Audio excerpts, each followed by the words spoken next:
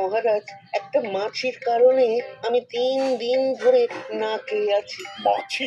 হ্যাঁ মহারাজ, আমি যখনই খেতে বসি মাছিটা আমার ভাতের পাতে এসে বসে পড়ে। এই করে করে প্রতিদিন আমার খাবার নষ্ট হয়। মহারাজ, আপনি এর একটা কিছু সুরাহা করুন, নইলে যে আমি না খেতে পেয়ে মারা যাবো মহারাজ। আরে আবার কি ধরনের নালিশ? তোমার পাতে মাছি এসে বসেছে তো আমি কি করব? কি বলছেন? আপনি এই রাজ্যের মহারাজ, আপনার কত ক্ষমতা! মহারাজ, দয়া করে এই মাছিটাকে ধরার ব্যবস্থা করুন মহারাজ। দূর দূর, কোথাকার না কোথাকার একটা মাছি, এখানে আমি কি করব?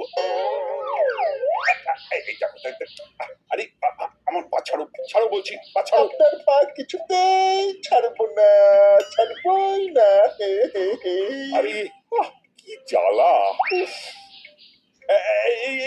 কি মন্ত্রী, তুমি আবার কোথায় যাচ্ছ? এই মানে মহারাজ, আমার পেটটা না খুব গুড়গুড় করছে। আমাকে এক্ষুনি একবার বাড়ি যেতে হবে। আমি আমি একটু পরেই ফিরে আসছি। হ্যাঁ, পেট গুড়গুড় করছি? বেশিক্ষণ সময় লাগবে না মহারাজ। আমি এই যাব আর আর আসবো। হ্যাঁ হ্যাঁ, আমি আসছি। হ্যাঁ, আসি। আরে আরে শোনো শোনো, আরে আমার কাছে ভালো পাচন আছে, লাগলে নিয়ে যেও। আচ্ছা আচ্ছা মহারাজ। মহারাজ, আরে দূর ব্যাং, এই সেপাই, দেখো তো ওদের কি সমস্যা হয়েছে, ওদের সাথে কথা বলে মিটিয়ে নাও। এই যে তোমাদের সমস্যা এই সেপাই মিটিয়ে দেবে। যত সব উটকো ঝামেলা।